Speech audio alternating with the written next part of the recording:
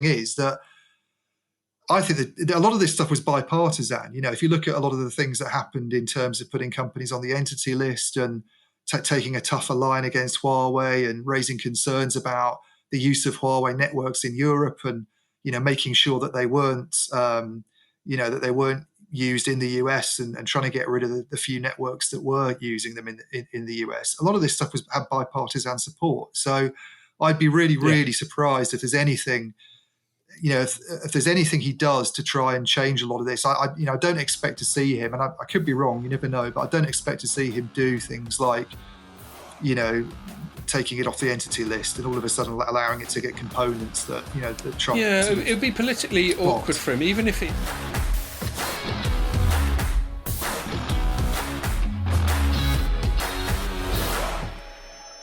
Hello and welcome to another Telecoms.com podcast, third one of Lockdown 3.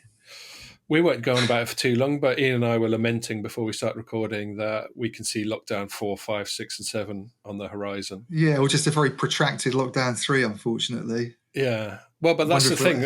I mean, you could argue that to some extent, bar last summer, it has been a sort of constant lockdown compared to normal circumstances. Exactly. It is just one long thing now, 10 months long, it seems. But it's the new normal. It's the new normal, Ian. Just deal with it, all right? I'm tired of it now. I want my pubs back. Yeah, is that so much to ask? That's a priority, clearly. Do you know what they should do? They should have special... Like I thought, when they made smoking illegal in pubs, I thought what they should have done is just made pubs put a big sign outside saying whether they're smoking or not and let people choose for themselves. And I think maybe do that with COVID now. Just have a big sign with a skull and crossbones and... The trouble is everybody would go into them and then we'd have the same problem with overloading of the NHS. Yes, I suppose the problem is they'd be full of 90-year-olds. Okay, maybe I haven't fully thought that one through. Anyway, let's not go off on that tangent again. What are we going to chat about this week? I think we're going to start by talking about the FCC, which is the US telecoms regulator. Not necessarily because we find the FCC in and of itself fascinating, but there's a changing of the guard to go with a changing of the guard politically. And so this is a good time to reflect on the key issues that they've had to contend with in the last 4 years and they will have to contend with in the next. Then I think the big news story of the day was this group of European operators deciding to all collaborate on OpenRAN. And we love talking about OpenRAN on this podcast anyway. So I don't think we can overlook that one. And then the last thing I think I want to talk about is spectrum auctions. There have been the conclusion of a couple of spectrum auctions this week, a US one and a Swedish one. And the Swedish one especially has some political connotations to it. So I think we got a few bits and bobs to chat about there. And then lastly, just to say that if you're watching this on the site or on Facebook or on YouTube, you can listen to it on iTunes, SoundCloud, Spotify, and loads of other podcasting platforms. Right, the FCC, so the Federal Communications Commission. It's an interesting thing. Comparing it to Ofcom, which is the UK equivalent, it always seems more politicised, although I think Ofcom's catching up. And one of the reasons it's politicised is the FCC structure is to have 2 commissioners and 1 chairperson. And typically the 2 commissioners, whether it's by design or just the cycle of appointments, but typically you have 2 that are politically aligned to the Republicans, 2 that are politically aligned to the Democrats, and then the chairperson who's typically, who's I think always appointed by the president. So what we've had is the promotion of someone who was a commissioner for the last 4 years plus, I think, to the best of my knowledge, a lady called Jessica Rosenworcel. It's a colourful surname, isn't it? It's brilliant. Love it. And she was commissioner, and she's a Democrat. So the Democrat president's gone, all right, love, why don't you go in charge for a bit? Except Biden would never use a borderline sexist term like that, would he? No. Why don't you give it a go? So she's now acting commissioner, which I've taken to mean commissioner. They just got to sort of dot the I's and cross the T's. But, I could be wrong. He could just suddenly change his mind. And then they've got to replace her So she's acting chairperson, sorry. And then they got to replace her as a commissioner by someone else who will be appointed by Biden. And then typically what you'll have is her agenda, which will closely mirror the political agenda of Joe Biden and will be supported by the two other Democrat commissioners. And then the two Republican commissioners will moan ineffectually. That's normally how it goes, isn't it? Yeah, seems to be. Yeah, as you say, it's ridiculously politicized, and this is probably one of the things that the Chinese look at and have a good old chuckle about, the fact that you get this sort of seesawing going on every 4 to 8 years. Where no danger of that in China, eh? No, where and maybe it's just because we know communications and it's the sector we write about. Maybe there's an equivalent in other industries, but it just seems slightly ridiculous to me that what's happened over the last 20 years perhaps is, one administration comes in and introduces a load of laws and a load of regulations, and then the next one succeeds that and basically undermines them all and repeals everything, and then the process starts all over again, and nobody actually gets anywhere. Which is basically party politics, isn't it? Which is party politics, but it just seems to be extremely pronounced in the US. And as you say, I think because this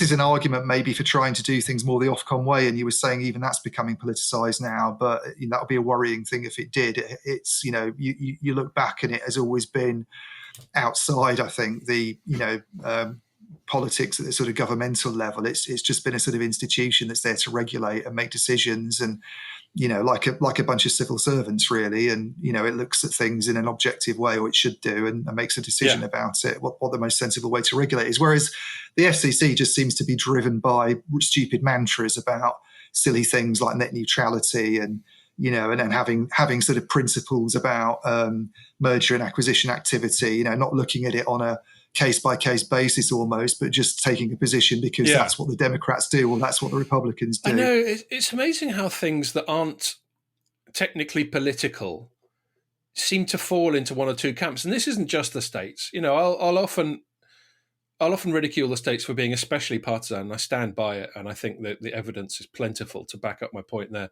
But it's hardly unique to the States. Take things like we were chatting earlier on about lockdown. When you look on Twitter, it tends to be more right-leaning people who are resisting lockdown and left-leaning who are for it. And things like net neutrality, which again is not technically a political thing, but it tends to be one side has one set of views. It's like there's just a whole bundle of views of semi-political nature that go with it.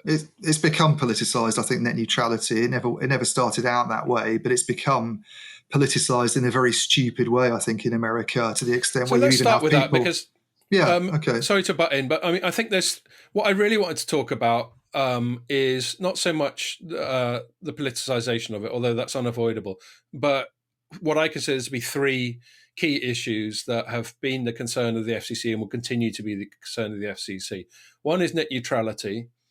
One is, I'm forgetting the third. Well, anyway, one is the sort of social media censorship type of thing / freedom of speech. And there's a third, which we'll have to wait for, and hopefully it'll come to me while we're chatting, but I definitely had three in mind. See, if I was more professional, I would have made notes. But there we go. Yeah. So net neutrality, you started talking about that. Why don't you just start with a little recap of what people argue the toss about, especially in the States when it comes to net neutrality? Yeah, I mean, I think this is one of the problems in itself, is what exactly is net neutrality? And I've written about this a few times. China's the third one. Just remembered, sorry, China. Right. There we go. But I think one of the problems for me with net neutrality is that it seems to mean different things to different people. I mean, I think the basic concept is not being able to discriminate on particular categories, I guess, of internet service and offering fair treatment to them. So not being able to throttle one company's service and sort of give preferential treatment to a rival service, which the suspicion is that it would always be one that the operator itself is providing, or that it's a partner of the operator. That's the kind of basic concept. And how do you feel about that as a principle, as something that needs to be resolved? Well, I don't think it's an issue that needs to be resolved, personally. I mean, I think if you look at the flip-flopping that's happened, what tends to happen in America is they have these quite arcane Title 1 and Title 2 rules, which allow you to regulate operators in a certain way. So if you're under Title 1, a company's sort of classed as an information service, which is harder for the FCC to sort of corral, I guess. But and under Title 2, they will be common carrier services where they become subject to net neutrality restrictions. And you've seen sort of flip-flopping between their designations. So I think Tom Wheeler, who was the kind of Democrat appointee, made the decision I mean, one of the things he did was to come in and in moving to a net neutrality regime, he basically reclassified telcos under Title 2, so they became sort of common carrier services subject to net neutrality restrictions, and then Ajit Pai, who's the guy who's just basically gone out, immediately kind of came in and switched it back to Title 1. Yeah. So you've had this flip-flopping. So we assume that then Rosenworcel will flip it back to 2. She'll probably go back to Title 2. But the thing that's interesting to me is that it's made sort of zero difference, I think, to the US telecom sector or the wider internet either way. Right. So it's just an abstract thing. I mean, there are some people who say that if you look at what happened in 2014 and 2015, there was a drop in capital expenditure in the telecom sector of about $1 billion. Which operators were blaming on this Title 2 shift. They were saying if you regulate us in that way, then it'll lead to, it'll lead to those kinds of constraints. But it could have had any number of causes, actually, and it was smaller than other drops that have happened since 1996. And then on the other hand, there have been no more instances of telco abuse than there were before net neutrality was kind of enshrined in legislation. So throughout the last 4 years, it's not like there's suddenly been a stampede. I just think it's a massive red herring. I really do. I mean, but isn't there the commercial potential for AT&T? Well, actually, AT&T is probably not the best example because it owns its own stuff. Well, actually, yeah, it probably is. It's for AT&T to favour HBO traffic over all other broadband traffic. Isn't there potential for that? I guess, but I mean, a lot of these issues like this were resolved before net neutrality came along, just on competition grounds. Yeah. You're saying there are constraints anyway outside of this Title 1, Title 2 thing? If you're, there were instances going right back when net neutrality first became an expression, I guess, where you had cable companies. I think I don't want to mention any company names in case I get them wrong, but there were instances going back to the early days of the internet where you had carriers throttling VoIP applications because they were worried about the threat to their own kind of voice revenues, which does seem anti-competitive. Yeah, and those were resolved in court and dealt with through normal competition law. There wasn't a need to have this silly. I mean, I just don't understand the need for it's good for lawyers and it's good for sort of shifting things every 4 years, and it's good for a lot of people with placards, and it's good for wasting a lot of time.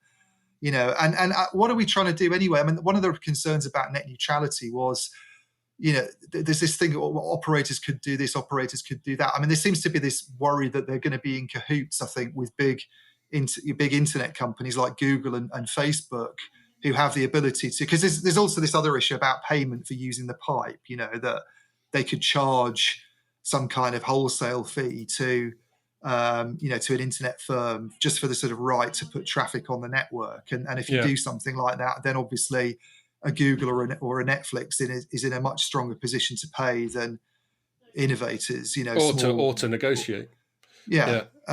Now, hang on. Now, I agree that the dominance of the big internet companies is a massive issue at the moment, and we talked about that a lot. But is that really to do with net neutrality? You're telling me that Google and Amazon and Facebook and all these companies have become the big powers that they are, and there's no rivals to them coming along and competing on the internet because of net neutrality? What a load of rubbish. Yes. Never heard such a load of nonsense in my life. So in terms of what you say about net neutrality, I agree with you that it doesn't seem to have made much difference how the FCC acts. I think, and I'm not surprised, because the thing about it is, if they did suddenly start really putting their thumb on the scales regarding the pipe, then other issues would come up. For example, service level agreements with their customers. I mean, I think that's something in much greater need of regulatory reform. Is if you buy something, they should commit to whatever the metric is, sort of average bandwidth over a 24-hour period or whatever. They should commit to that. And if it falls below it, you should get refunds, or there should be legal recourse. So then they're not going to throttle you, are they? Because then they'd be breaking their service level agreement. I mean, you mentioned HBO and AT&T, and personally, I see less risk of that now than going back to the days when, if you remember years ago when we probably both started covering telecom, there was all this talk about walled gardens. A lot further ago for you than for me, my friend. Yeah, well, I remember all this stuff about walled gardens and operators trying to tie you into their own specific services, and they're trying to compete head to head with the the application companies. Yeah. Which operator today is trying to compete head on with an internet firm? Seriously, all that's an old story. I think they've given up trying to do that. And yes, it does feel anachronistic. It's very anachronistic, and the way to deal with a concern about one operator acting in a particularly sort of dubious way is not through anything so this is where they spend all this time on net neutrality and they missed a real point, which is that their telecom market is not very competitive. No. They have all this, and this is another especially issue on fixed. Talk about M&A. There's some places where you've only got one cable supply. You've got one cable supply in some places, you've got two in others, you've got no real sort of choice or selection. Well, of course, it's going to be open to abuses if you have a market set up like that. The way to deal with things like net neutrality and all sorts of other related issues, actually, in one fell swoop, is to try and do something about competition. And that's a much more sensible approach. That's the other one I wanted to bring up as well. Actually, we might as well move on to that because we've got a lot of topics. Competition. We were arguing the toss. So a big thing that the last FCC, the Pi FCC, had to adjudicate on was the merger of T-Mobile US and Sprint. Yeah. And we were talking about it, and we had a rare example because you and I tend to agree with each other, probably to a nauseating extent for our audience. But we had a rare example of a fairly diametric disagreement on this matter. You think it wasn't good. I think it was. Well, I'll start this time. I feel less strongly about this than I do about net neutrality. Yeah, that's fine. And I'm only moving it along just because we've got a lot to chat about. Yeah. And I think it's still an interesting conversation point. And I largely agree with you, by the way. To put a full stop on the net neutrality, I largely agree with you. I also think, actually, just one more thing on that. I did a little story about all this storm in a teacup we've had in the UK about operators offering sort of special zero-rated services to kids who they think can't afford to get on the internet otherwise.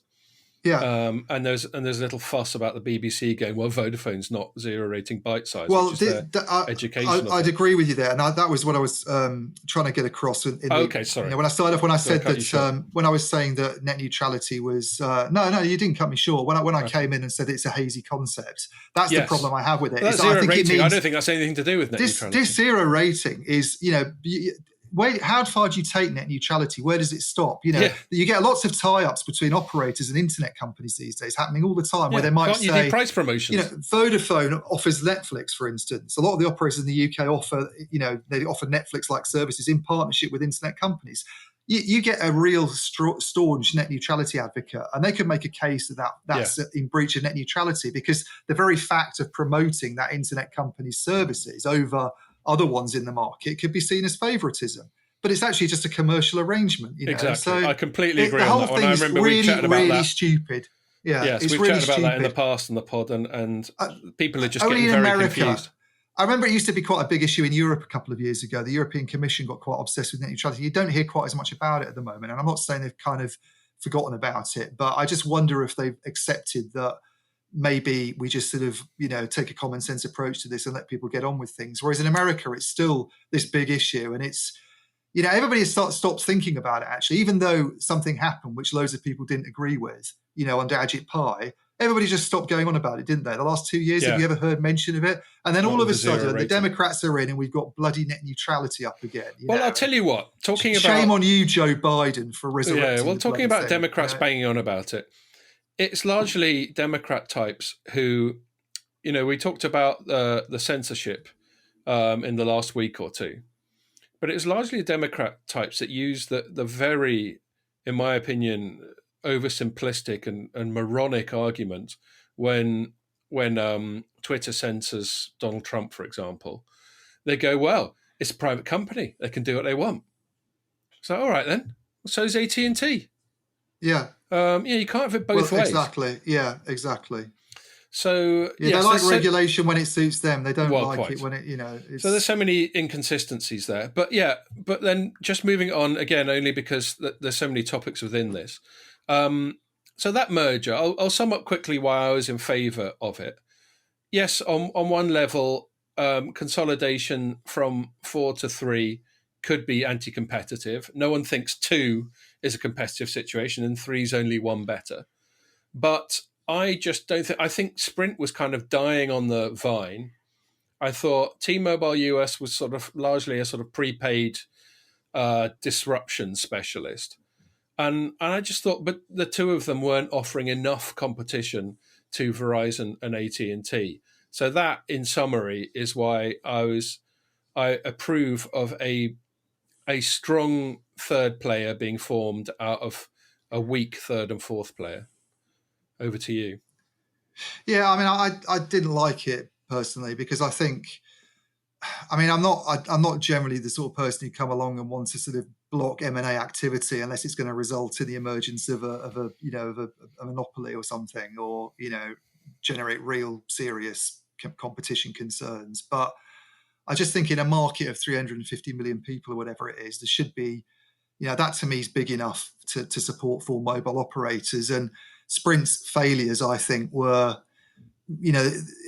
it wasn't written in the stars that you can't possibly have a fourth player in that market not able to do anything. There are other examples of markets that have 4 players that are very effective, and they're smaller markets UK. And they do very well, like the UK. And well, I mean, the UK 3 arguably is not done, but there has been a sort of company there that's not done particularly well, I think, for a long time. But the French market's got 4 players, and they're all pretty competitive and have done moves into fixed, and they've been quite innovative. They all have their own ups and downs, and the status of loser and winner seems to circulate among them. But that's the way it should be, shouldn't it?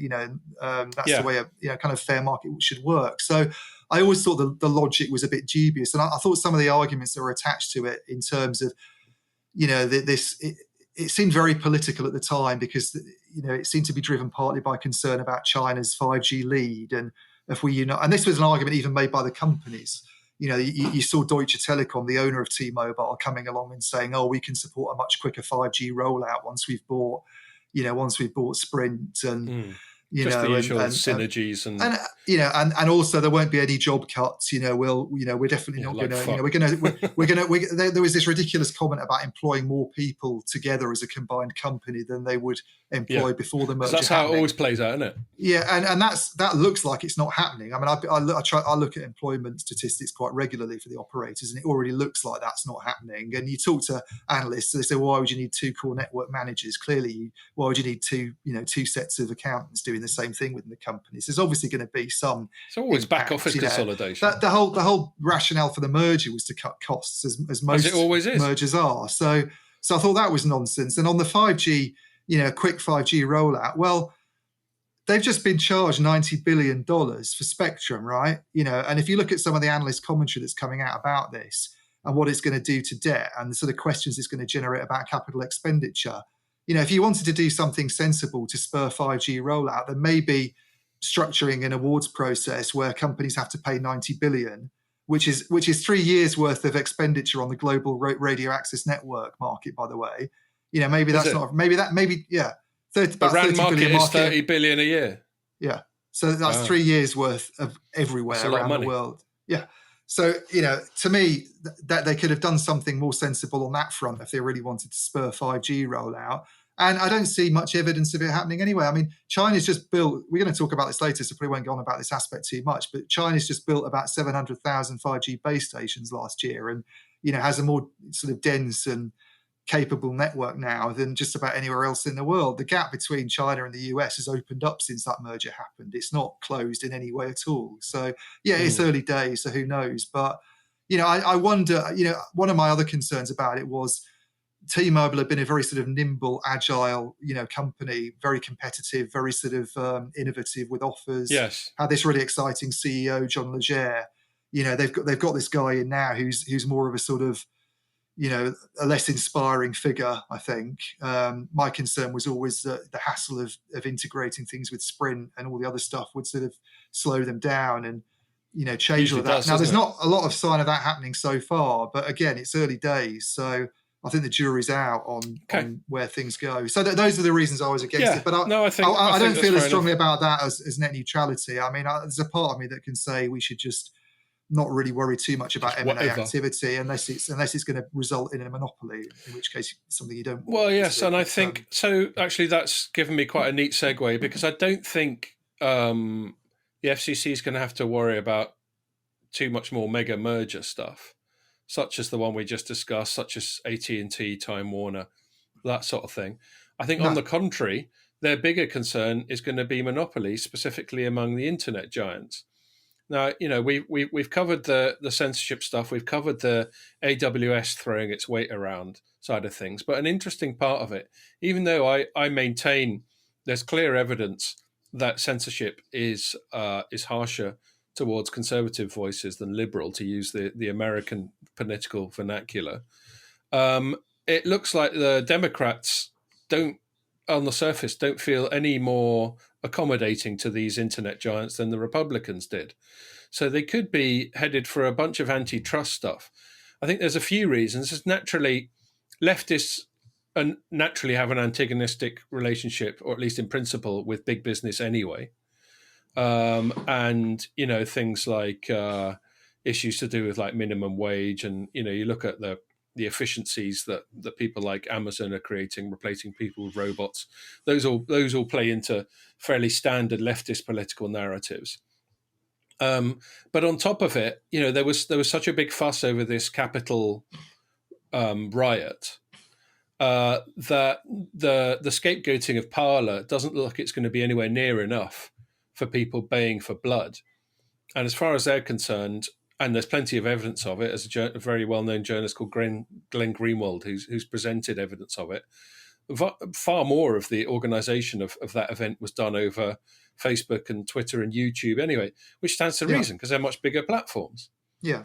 They may have more Byzantine moderation platforms and techniques and policies, but that doesn't mean they work.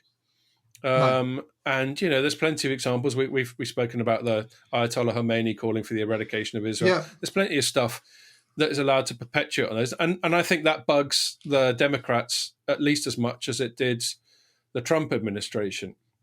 So I think that's going to be a really interesting thing. And I wrote a story, it's just sort of related to this, about Rosenworcel just this morning, just talking about her commitment to free speech. Because that's obviously, as anyone who's listened to this for a while will know, is a big bugbear of mine. And when she was pushing back, they were trying to, Trump was trying to get the FCC actively involved in the repeal of Section 230, which we've chatted about before, which is the thing that gives social media, gives internet platforms legal protections that publishers don't have. And she pushed back at the time, and I read back over speeches she was making. They're good, balanced speeches, by the way. I mean, on the whole, I think she looks like a decent appointment. They're good, balanced speeches. That's encouraging. Yeah. Yeah, just judging by that. Yeah. I mean, I'm surprised that free speech came up. But it came up, and she was talking First Amendment, which is the part of the US Constitution that says that the government can't interfere with people's free speech and all that sort of thing. So she's talking a good game. What she hasn't addressed, and I hope she does, is the First Amendment. As they're a private company, they can do what they want. People constantly remind us, First Amendment does not apply to companies; it only applies to the government. And right now, digital speech, certainly on internet platforms, is controlled by like 5 companies. Yeah, you could argue 5 individuals, the CEOs of each of those companies. And they're all California, or I suppose you could argue Amazon Seattle. Yeah. They're all West Coast US. They all seem to have a certain political inclination. And they're all unaccountable to the US, let alone the global electorate. So it's all very well talking about the First Amendment and saying how into free speech you are. But unless you do something about the fact that most speech is now controlled by forces beyond the immediate realm of the government, then you're not doing that much about free speech, as far as I'm concerned. Yeah, completely. Totally agree 100% with all of that. I guess we just have to see what she's going to do. I mean, I think it's interesting she's actually brought up free speech. It's not something I expected her to. Yeah, she didn't do it like today, but she has recently, she has like in the past. last summer. Okay, yeah. But yeah, it's hard to know how the how the sort of current administration is going to approach the web giants, and it's not just on free speech. I think the kind of oligopoly that's taken shape there is a bigger concern almost in the business world than anything, to be honest with you, at the moment, and one that doesn't really get as much attention as it should, given and it's a concern that's become even bigger over the pandemic, with the fact that those companies are worth more now than they were, substantially more now than they were a year ago, while everybody else has lost value. I mean, it's almost like we're living on Amazon planet, and yes, I think it's terrifying, and I think something needs to be done about it. So it'd be interesting to see how she moves. Yeah, that's it. And then the last thing before I move away from the FCC thing, but the last sort of, maybe it's not even a regulatory matter, but there's the matter of China. So as I said in my piece, Biden's got off to a flyer and he's just been doling out executive orders like a deck of cards, and a lot of them seem to be designed to repeal stuff that Trump did, which in itself isn't that surprising. That the whole shtick of Biden's president run is I'm the anti-Trump, so of course he's going to try and undo whatever bad things he thinks Trump's done. But so far, there's no evidence that he's having a look at the China situation, which obviously was certainly from our point of view, a signature Trump thing. Yeah. And I guess, I'll hand it over to you in a sec, because you were asking some questions offline about this. I guess the question is, if he doesn't repeal what Trump has done, is he effectively endorsing everything Trump's done with respect to China, or is he just playing a long game? What do you reckon? Well, I mean, I think this is one area where history might judge Trump a bit differently than everybody seems to expect at the moment. That we look back on this era and he's viewed in some circles as a total sort of lunatic who almost brought the US to civil war and was responsible for something that it's been described as some people as a coup, and wasn't fit to be president and all this kind of stuff. I mean, if we're trying to be more charitable, I think one thing he did do was face up to the relationship with China at a time when foreign policy was a strength of his. Yeah, I think, on the foreign policy front, I think China was allowed a sort of free hand almost, I think you could say, under Obama to, there didn't seem to be a lot of effort at all really to confront it, I don't think. And a lot of these abuses that have gone on the trade front, on the issue of intellectual property, on the specific issue of Huawei, which we, talk about a lot and have written about for years, and that company became a global force while Obama was in power, basically. And all of a sudden Trump comes forward and raises some really big questions about all of this. And I think that needed doing. And I think the thing is that I think that a lot of this stuff was bipartisan. If you look at a lot of the things that happened in terms of putting companies on the entity list and taking a tougher line against Huawei and raising concerns about the use of Huawei networks in Europe and, making sure that they weren't, used in the US and trying to get rid of the few networks that were using them in the US. A lot of this stuff had bipartisan support. So I'd be really, really surprised if there's anything, if there's anything he does to try and change a lot of this. I don't expect to see him, and I could be wrong, you never know, but I don't expect to see him do things like, taking it off the entity list and all of a sudden allowing it to get components that, that Trump... Yeah, it would be politically awkward for him, even if he actually thinks that Trump totally overdid it. It would be politically awkward, wouldn't it? Because any step back would be perceived, certainly by some people, as a overt softening of the stance on China. It's one thing doing something on the diversity front and saying we need to get more women into the workplace and signing some of these initiatives that he's done in things like that and rejoining the Paris Climate Agreement, and and signing those sorts of things. Really, it's all quite low political risk. It's all stuff, quite low it? political risk. Exactly. I mean, this is a much bigger thing. If he says all of a sudden, Huawei, you're free to go and start buying from TSMC again, as far as we're concerned, then I think a lot, Qualcomm. as you say, or Qualcomm, then I think a lot of people are going to be saying, well, hang on a minute, what's going on here? This company's got the question's been raised so much now about potential links between this company and the Chinese government, just by the virtue of the fact that it is Chinese. But there's been a huge pushback. There's been a pushback in Europe that's still going on, I think, and hasn't really kind of played its course yet. We've got, we'll talk about spectrum auctions in a minute. We've got the Swedish operators now starting to tear it out. So I really don't see that changing, to be honest. I think I agree, but I think I predict that he won't escalate it any further. I think he'll just sort of sit on it. Yeah, maybe he'll sit. Yeah, maybe you're right, and I don't know if that's the right thing to do, actually, just to sit on it. I think maybe it does need, maybe it does need pushing. I don't know, but doing anything to take it to sort of relax restrictions that have been imposed by Trump, I think would be quite a dodgy move. And it certainly sends, I think, in good old school geopolitical diplomatic sense, it sort of sends signals of weakness to the Chinese at a time where they seem to be feeling quite belligerent. So that's a bit dangerous as well. Yeah. Okay. That's for. Oh, by the way, just one little quirky, another thing I wrote up today, talking about the embargo. So Honor, which was a Chinese smartphone sub-brand which spun off from Huawei.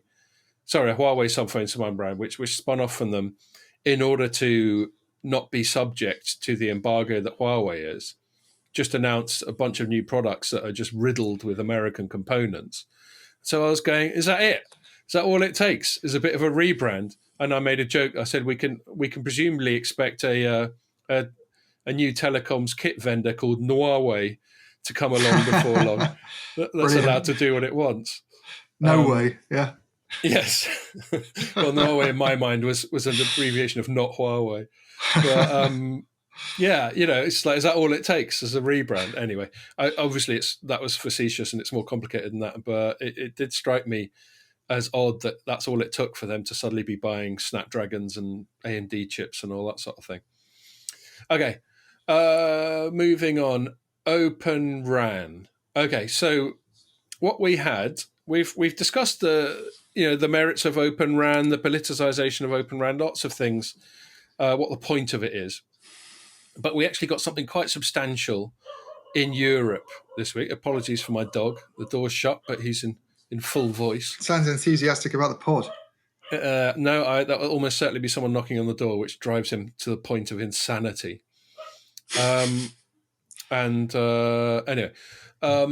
Yes. So we had the four big European operator groups, Vodafone, Telefonica, Orange and Deutsche Telekom, all signed one of those memorandums of understanding, which said that we're all going to work together to push OpenRAN as much as possible. So I got some thoughts on that, but you covered it fairly thoroughly. So let's hear your account on it, and then I'll butt in. Well, I thought the actual release itself and the statement, the press release, is a bit sort of soppy and weak, personally. Right. It was written by four companies. Exactly. Yeah. I'm not saying it's not a surprise that it happened. You get a sort of committee of people writing a press release, and it's going to be pretty bland and not say very much. So I think it's really a case of reading between the lines and then speaking to other people about it, to looking at what they've done to understand why it's important. And essentially, they're kind of, I think there's a realization that if only one of them goes out and says, we're really interested in OpenRAN, we want to build 2,000 sites in the next few years, it's probably not enough to really enthuse OpenRAN kit developers or other kit developers that might be interested in making OpenRAN products to feel that there's a substantial market there for them. So the idea of these four, giant European vendors kind of coming together and saying we're all really interested in it, and look, here's some things we've done, which they didn't really mention in the press release. I think the hope is it will kind of spur activity, I think, and help develop the ecosystem and attract investment. And, one of the subtexts is clearly this sort of pitch to authorities, European authorities, to try and get stuck in as well. And it was interesting in the run up to the announcement itself, the day before, in fact, on a call with Telekom Deutschland about not Telekom Deutschland, Telefonica Deutschland, about their network strategy, that the CEO basically said he thought it'd be a good idea if the European Union put some of the COVID-19 recovery funds towards OpenRAN. And then I talked to Orange a bit, and they said that sounds like quite a good idea, basically. And the worry is that if we don't do that, then Europe's going to be left behind. We've got Ericsson and Nokia, yes, but we don't have any sort of specialists in the way that you do in the US and Asia. And therefore, we could end up with a situation where it's all sort of US and Asian vendors in the future. So, that was my main kind of takeaway from it. And it's important for moving it along, but I'm a bit dubious about some of the kind of, do I use the word protectionism? I think there's protectionist sort of sentiment and instinct in there, and and I'm not really sure about using European recovery funds to support. No, Open well, that's RAN my biggest either. pushback on it was, of the canned quotes they provided, only Telefonicas didn't make direct reference to getting wedge off the taxpayer.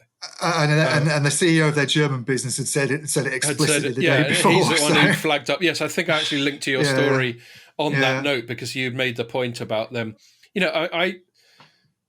So there's two things. On a general level, that's how this cabal struck me. And this is what I wrote. It struck me as giving the EU one easy place to chuck a bunch of telecoms support money. Yeah. Okay. As we've chatted about before, OpenRAN's become politicized. And actually, one bit of sympathy I have is if OpenRAN has become politicized, then in a way, these operators going, all right, then if it's such a big deal to you, then do something about it. So it kind of works both ways.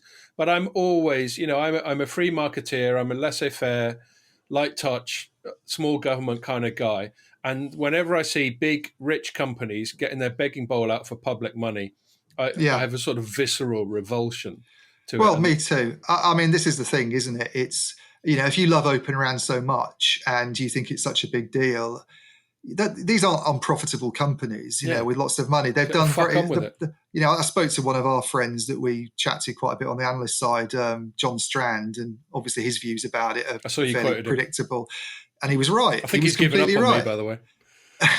But he's made the point quite the perfect point. The COVID-19 recovery funds, yes, there's a lot of stuff in it about digitalization and ensuring that Europe's positioned for the future. But the whole point is, we've just been through a pandemic where a lot of companies have been absolutely shattered and are on their knees. Airlines, hospitality businesses, events companies. All sorts of companies have really struggled during this for obvious reasons. One sector that hasn't is the telecom industry. Yeah, and we're supposed to give them cash. And they're asking for a specific technology as well, when we already have two of the world's biggest technology vendors, and they're both committed to OpenRAN anyway, those two companies. They're both saying they're going to do it. If the operators want new OpenRAN startups so much, why don't they do what the likes of Rakuten's done and take stakes in companies? I mean, Deutsche Telekom's done this on the edge side. They have an edge startup called Mobile Edge X, which has perhaps not been the great success they thought it was going to be. But it's very much done as a kind of Silicon Valley type company that's not a part of the Deutsche Telekom group but has funding from it. Why can't they do the same thing with OpenRAN? If they're that desperate, they're in a position to do that sort of thing. Yeah, or just have a whip round and go off and buy it in Mavenir or something. Or do that. Yeah, either go off and buy it and spend a huge amount of money on it and commit to spending a huge amount of money on it, or put money into startups. I mean, Orange has just started off a new venture capital fund last week, I think. That's got 350 million in it to dole out. So these telcos are good at important, spend it on that. They're good at incubating sort of quirky little use cases and little bits of sort of digital transformation and diversification. They don't seem to be very good at. I think they're shit at doing anything to do with collaboration. To do with collaboration, any kind of industry initiatives have been appalling. Fair enough. I was trying to give them a bit of benefit of the doubt. Doesn't augur well for this at all. I mean, anything they've done going back to the days of WAP, and you look at things like RCS, and anything they've done has been a total bloody disaster. To be quite honest with you, so. the best thing they could really do, I think, is probably just make bigger commitments than they've done. I mean, Vodafone in the UK, I'll give credit to Vodafone in the UK. They've been pretty brave in coming out and saying they're going to use OpenRAN for a big part of the Huawei swap out they're doing. But I haven't seen any big commitments from Deutsche Telekom. I haven't, Telefonica's doing stuff in Peru, and their German business is talking about using OpenRAN at 1,000 sites. But what about this? What about Spain? Orange is talking about using it after 2025 quite extensively. They could do a lot more. They could go a lot further if they wanted to. They could go much further to bring this on if they really believed in it and they wanted to create a market. It almost. It's like the European. You know what it's like? It's like the Greek debt problem that happened a few years ago, when none of the governments were actually prepared to say, to offer them the level of funding that they needed to get through the crisis, and it was all very political and controversial. But they were in a position to do it, and they just sort of faffed around for a long time. They've got the resources want German banks to take a haircut on exactly. Exactly. That's the reasons, and that's a very different situation, obviously. But the point is, they have the resources to do this themselves. Yes. Yeah. Yeah. Well, then the other point, and this is the other danger of to get sort of free market doctrinal again. The other danger of the state poking its nose in is maybe that creates a situation where companies are disinclined to invest because they're sitting there twiddling their thumbs waiting for public money rather than spending their own. Yeah. So they've got their begging bowl out. They've made this MOU. They've made this cabal of the four of them. And is this like a game of chicken now? Are they basically going to the EU? Well, all right then. Give us some money and then we'll do it. And the EU goes, no, you do it. And do we get this standoff? And then you get the worst of both worlds where nothing gets done because everyone's waiting for the other person to foot the bill. Yeah, I know. I mean, now talking to you now about this, I actually think I was quite easy on these companies in my coverage this week. I thought you were actually not as a criticism, but I thought, okay, he's seeing more merit in this than I did. Yeah, because I'm sometimes, I'm skeptical, as journalists should be, about OpenRAN. People should be skeptical in our job, and I always try and raise questions about it. And the more I think about it, the more I do think it's a bit ridiculous, really, to the funding side of this. And I've not written exclusively about that anyway, because I think there's an interesting angle in terms of it's obviously a technology that's of interest to the to the big telcos, and but I do feel if they're that desperate to have it, they could they could do more themselves. They don't need public sector funding to do this. They have the resources to invest in and make use of this technology themselves. But this is telco caution, isn't it? This is the they've got their own shareholders to modify.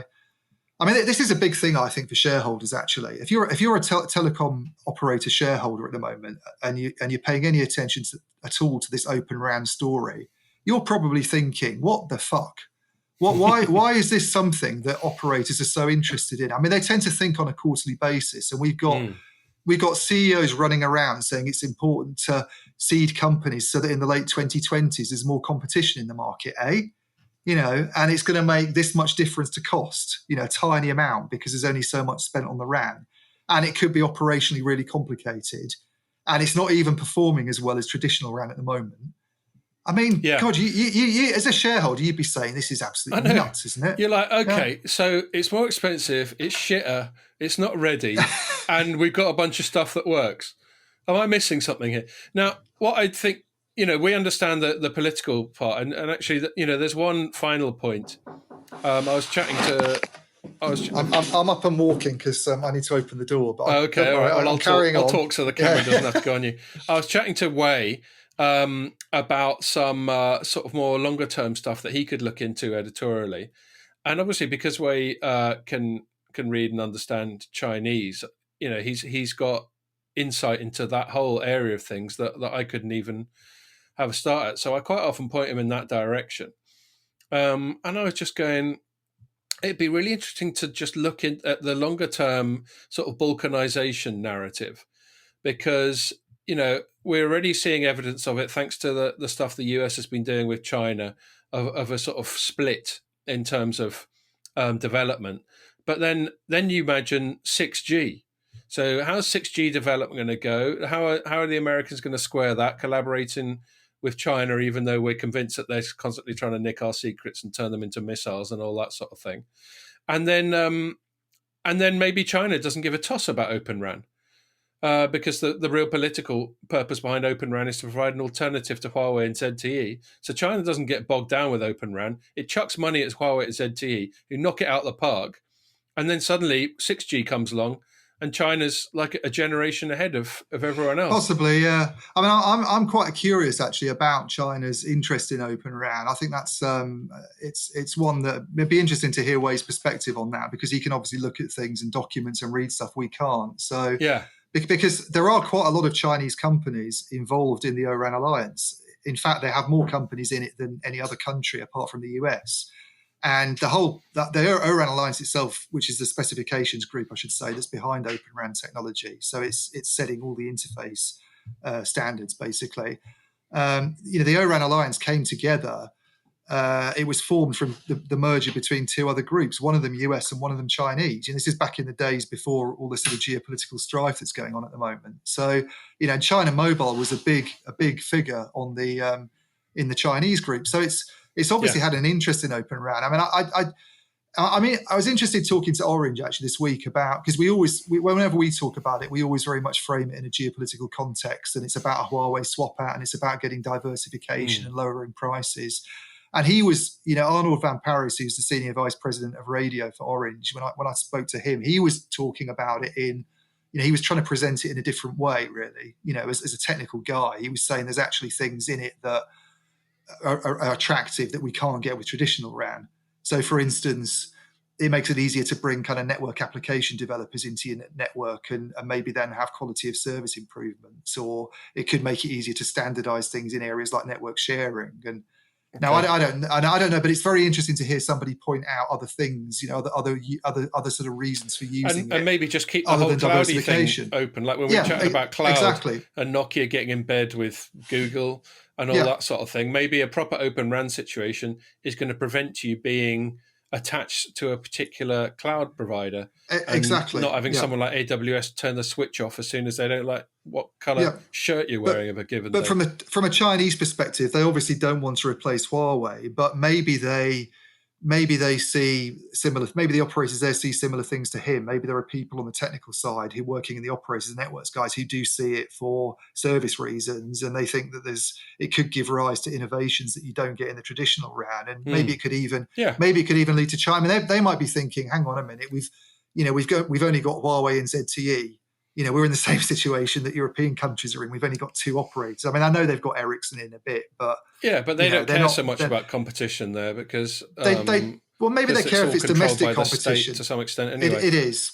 But I think the operators themselves like to be able to play vendors off against one another, even if they're all Chinese controlled. So if you had a new Chinese vendor, the operators are constantly looking for the Communist Party to tell them what to do. I'm sure they're semi-autonomous.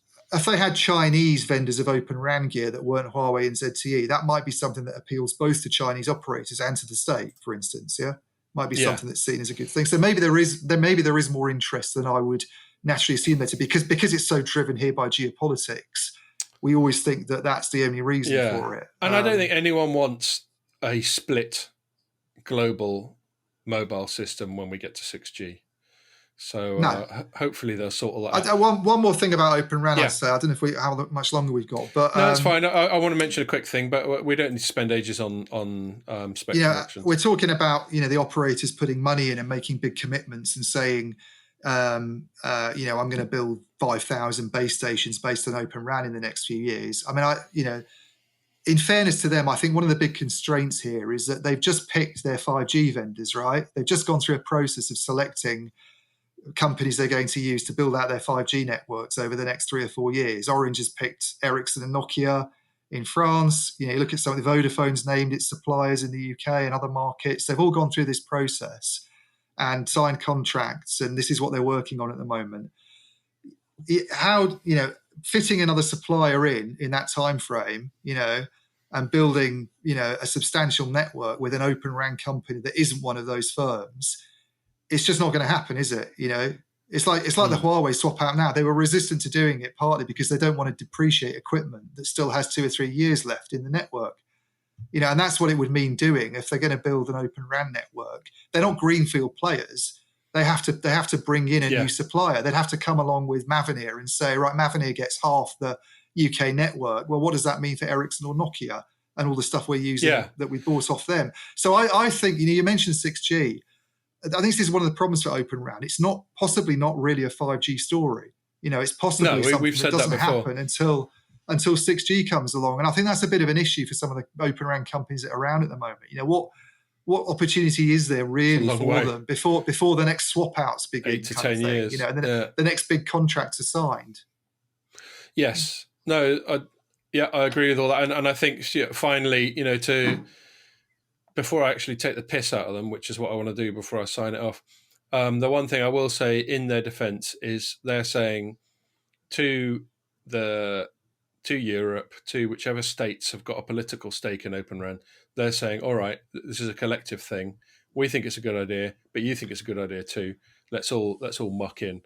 And, I don't approve, but I understand why they might make that point. Yeah. Just one other thing I wanted to say about this memorandum of understanding, because it's quite long and there was quite a lot of stuff in it. And it seemed quite substantial. But then when you get into the individual wording, you see how typically slippery it all is. So there's just 3 little bullet points. These are the commitments they made at the top of it. They said the signatories individually commit that Open RAN will be the technology of choice for RAN. And that sounds like quite a big commitment, but it's not really. What does technology of choice mean? I mean, we'd rather have it, but it's too pricey or whatever. And then the second thing it says is the signatories commit to an early rollout of Open RAN technologies in individually relevant quantities to support the development of a healthy ecosystem. I mean, that's fucking vague, isn't it? Well, that ties in with what we were just saying, that you can't. There's a limited opportunity for this stuff at the moment because they've already embarked on 5G rollouts with big kit vendors. So in relevant quantities, whatever that means, healthy ecosystem, whatever that means, early rollout. Well, early compared to what? That's a relative term. And then the last commitment was the signatories will collaborate to support Open RAN reaching competitive parity with traditional RAN solutions as soon as possible. Well, until they said as soon as possible, I was like, okay. And if they said by 2025 or something. Well, that's what Oren said in the interview with that I did with them. They reckon that it will reach that by 2025. But it's not in the document. But it's not. Yeah. Anyway, so it's a hope. It's a hope. It's not. Yeah, so it's all a bit woolly, and it's just sort of aspirations and nice to haves. Yeah. And let's see what they do with it. I'm not going to be too down on them, but it's very much just a starting position that's not of massive substance at this moment. Okay, so quickly we just do like sort of 10, 15 minutes max on Spectrum auctions. Now, I know you haven't done what you normally do just because you haven't been covering it, which is you have an excellent spreadsheet where you quantify when there's a Spectrum auction and then you get the results and you see what people have paid. You see what they've paid per megahertz per population, don't you? I do. Yeah. I can know bring you it haven't up done that now, this actually. time. I know you haven't done it this time, but I've got a gut feeling that. So there was the Sweden one, which obviously has a political element to do with Huawei, who had the Chinese press, and I think you've got some other stuff you've been reading in the Chinese press. Global Times bit I reported on was China going, right, we're really pissed off now. You're really in trouble. But it's the usual vague, we're going to do something at some time type of threat that they do. But the Swedish one just seemed quite cheap. It's something like 200 million quid. Now, I know it's a relatively small country by population, but compared to the Italians dropping billions of pounds and the Americans tens of billions, it just seemed quite cheap. And it all happened in one day. And you were providing a little bit of insight into why that is, because they've got a slightly different process there. Is that right? Yeah. I'm just wondering if I could do a really clever thing and put a graphic that I've got up on the screen, but I probably can't, can I? Oh, that's a bit advanced, mate.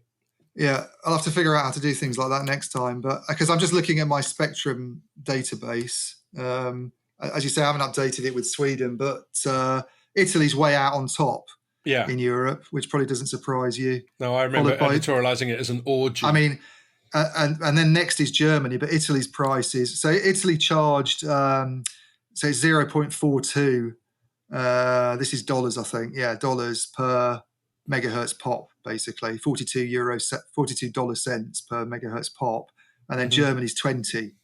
God, so there's a more massive than twice. difference. Then it goes down. I've managed to get South Korea in. This is all 3.5 gigahertz, by the way, or thereabouts. Yeah, which is what the so Swedish it's all the same one band. was. Yeah, South Korea's down at 18, France is 16, the UK's 15, but it goes all the way down to countries like Finland, which charge $4 cents per megahertz. So I've got a feeling Sweden's going to be closer to Finland. And Sweden will probably be on the same as Finland, I think, because I remember looking at the numbers and they were pretty bloody small, weren't they? They were sort of tokenistic, really. So why is that? Is it just because they're tight asses and they won't bid? I just think they structure their auction processes differently. I don't think they run these sort of competitive. I mean, Italy's was almost engineered to just raise a huge amount of money for the state. And it took weeks to play out as well. It took weeks to play out, and they did it in a really dodgy way. So they had different sized concessions, basically, and they had 2 that were really low and 2 that were really big.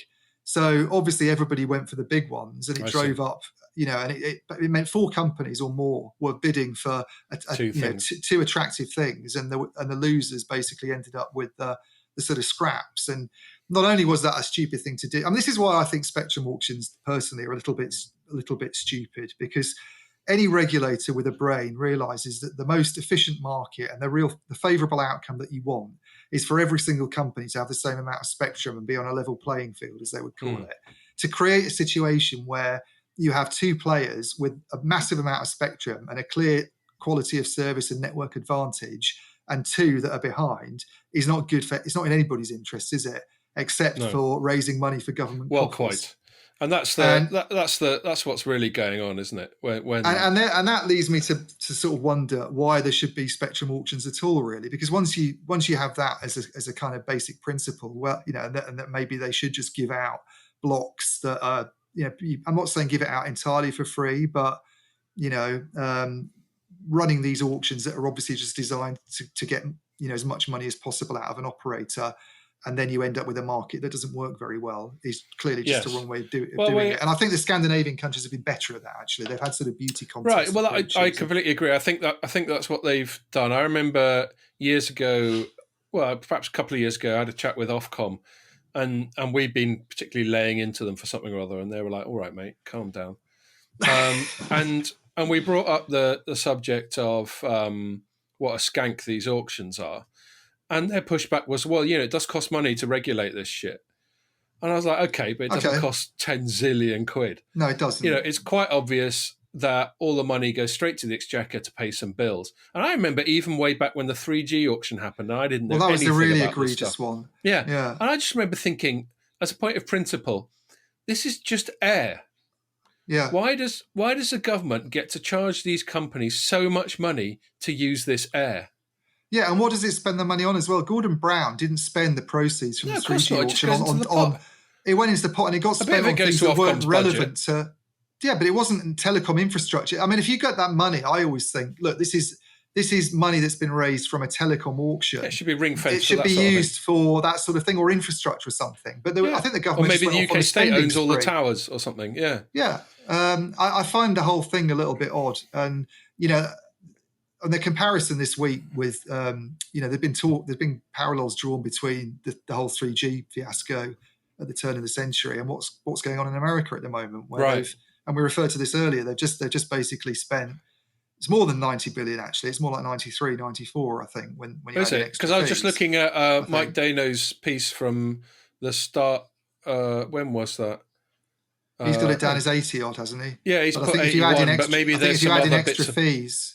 It comes out to about 93, 94. Right, okay. And it's a massive amount of money. I mean, it's prompted Fitch ratings and all sorts of other, companies and agencies in that kind of game to come out with statements on the impact it will have on the market and on debt, and like the European operators, there's some players in America that have fairly big debts. So I think the expectation is it's a worry. It is a worry actually for vendors. I think for equipment vendors, anybody that's trying to make money from selling gear, they do look at these costly spectrum auctions, and there is this sort of concern that it could slow down rollout. And obviously, if you're spending 90 billion on spectrum licenses, there's and that's coming out of these companies' pockets. Whether it's debt or whether it's cash they have to hand, it's still stuff they have to hand out. There's still stuff they have to pay. So there's obviously less. There's less for them to spend, isn't there, on the network? And they might not spend less on the network, but something's got to give. So it's either going to lead to more debt, which could be a problem in the future, or it's going to lead to less capital expenditure, one or the other, neither of which is good. In its purest sense, it's a transfer of wealth from the private sector to the public sector, and there's no two ways about it. What you feel about that, if you're a lefty, you're probably really pleased because you think the public sector is great. If you're a small government person like me, you instinctively feel bad about it. I'll tell you one other perspective. Well, I don't think it does the public sector any good anyway in the long run. I think the public sector benefits more from having a competitive market. The amount they're spending. It's a windfall, isn't it? It's a windfall, but yeah. Yeah, that's just one day's paying people not to go to work at the moment, isn't it? Yeah. Or maybe more than one day.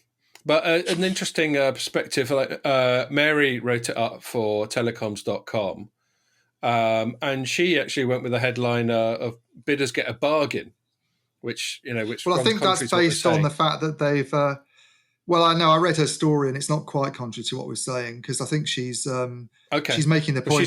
She's leaning heavily on this analyst called Sasha Javid. Yeah, who I also quoted in the story. It's the same piece that I referred to, his LinkedIn piece, but I think he was making the point that the per megahertz pop figures that we were just talking about for this US auction that's just happened, because there's obviously quite a lot of spectrum sold, I think. Yeah, his is nearly $1. If you look at it, 94 cents. 94 cents. So it's high, but I think he was saying it's low. Wasn't he saying it was lower than in previous US auctions? Well, he says, let me read it because I've forgotten it. It was the start of the week and I'm getting old. He goes, he notes it's around 4.3 times the price per megahertz per population generated last summer's CBRS auction. And then there's a quote. While that may sound like a huge difference, when you consider that analysts at New Street Research stated the expected range of transmissions in the C-band, and this goes on. Further winners, it's all very technical. I'm not going to read it all out. Okay, so he's basically saying, it sounds like a lot, but it's great spectrum and they really need it. I guess so. Therefore, they've got to buy. But anyway, let me just butt in quickly. There's a bottom line thing here. He goes, the bottom line is that on a price per megahertz per pop basis, prices in auction were actually reasonable. Okay, sorry. But do you know what he also said? Yeah. No, what he also said, because I'm not going to read his thing, but I quoted him, was that the auction results, this is later in his piece, could result in slower build-out, high prices for consumers, less stock buybacks, and missed targets for debt reduction. Right. So he's very much on the fence here. He's putting two cases forward, isn't he? This guy. No, and that's all good. It is good, and it's a good piece. But those are pretty bloody big concerns. Slower build-out, high prices for consumers, less stock buybacks, and missed targets for debt reduction. And then Fitch Ratings said, competition in the US mobile market means operators are likely to prioritise capital expenditure over debt reduction. So, okay, the vendors don't take a hit, but they're going to have an even worse debt situation in the future. Yeah. And if interest rates go up, they're going to be screwed. Yeah, and we've chatted before about how that's affecting the behaviour of companies like Telefonica, and has done. And they're flogging basically anything they own now because they haven't got any money furniture and the family jewels. Yeah, exactly. So you also came up with a stat before we started recording about that. Let's call it 90 mil that they just dropped, and comparing that to the annual value of the global RAN market. 90 billion. So the global RAN market is actually between 30 and 35 each year billion that's spent on radio access network equipment. 3 times. So it's 3 years worth of just on spectrum before they've even built a single base station. Sorry, go on. Those are figures from Del Oro and Omdia, by the way. So two decent analyst firms that know what they're talking about. And that's So I think we agree that it's crazy. A bit of a piss take, and it's not just us, is it? In fact, we'll round it off here. You were reading the Global Times, and apparently the Chinese think it's all a bit silly as well. Yeah, the Global Times is one of these state-controlled, very much, isn't it? Communist Party Chinese newspapers, and friendly. They wrote this piece this week, sort of like an opinion piece, just almost poking fun, it seemed, or gloating rather over the West's misfortunes on this front, and they kind of pointed to this 90 billion And they also mentioned the UK, by the way, that our operators spent 1.35 billion, I think, a few years ago on 5G spectrum. There's now another auction coming up. Operators did ask last year, I think Vodafone perhaps, and another one said, could they have not an auction process, not a complete giveaway, but something that was less costly. They put forward a proposal for a different system, and they got slapped down. Ofcom just turned around and said no.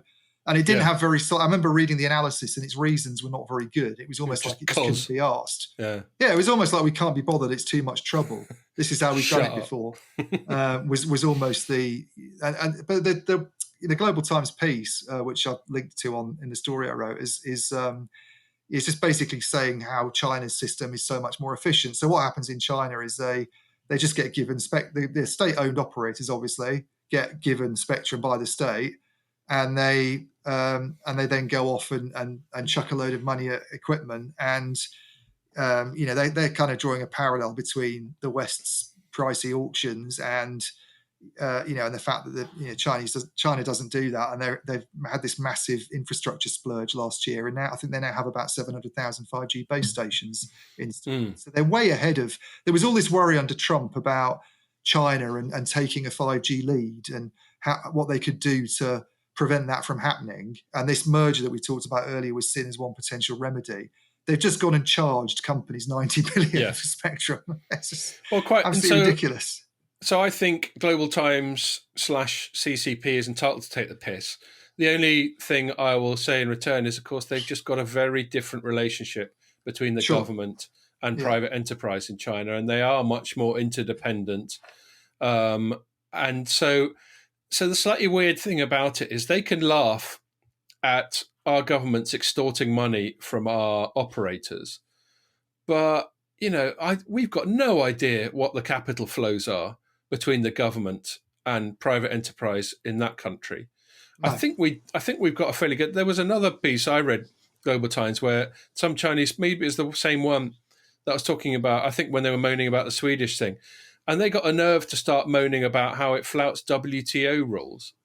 Now, I'm pretty sure, I don't have evidence in front of me, I'm pretty sure that WTO rules are not a first priority of the way China does business, and it clearly favours domestic companies and does all these things and mucks about with currency and does all these things that are supposed to be against WTO rules. So that's cheeky to the point of actually being quite good trolling by the Chinese on that one. Yeah. But we don't know what the capital flows are between the state and the big companies. They're basically owned by the state, aren't they? China Mobile, China Telecom, all that. Yeah, they're government-backed, government-owned. I don't know. I mean, they probably, if you look at the ownership structure, there's probably a load of Chinese banks that have stakes in them and things like that. But it will, and those banks themselves will have some degree of state control. So my assumption is any Chinese company is basically state-owned anyway. Well, and that's the assumption behind all the persecution of Huawei and all that sort of thing. Yeah. So I think it's funny. I think they make a good point, but it's also a bit, for them to talk about the state taking money away from the private sector is a bit rich as well. Yeah. Okay. Totally. Cool. All right. Well, look, we've done well over an hour, I'm sure. So we will wrap it up there. You're, what are we saying? By next Friday, are you going to have a drink after the podcast, or are you going to take it right down to the wire of dry January? I might do. Yeah. I might next weekend. I might crack. I don't see the point in being too. Right. But does that include? Does that creep back to Friday, or is it Saturday, or what? I might have a drink on Friday, actually. Why not? Well, if you're going to have one on the pod, say, and I'll get a star. Okay, I'll get a star lined up. I think 4 weeks is enough. Not drinking. So you're looking very healthy and virtuous, mate. Yeah, I don't feel any different, but I just feel like I need a beer. I had Monday and Tuesday off this week. I felt like a paragon of virtue. I was gasping by Wednesday. Yeah. What I really want to do is have a beer in a pub, but that's not going to be an option for a while. So yes, I know.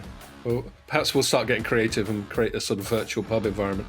We could certainly start mucking about with backgrounds. Anyway, all right, we'll leave it at that. So have a good weekend, and thank you everyone for listening, and make sure you join us for the next one.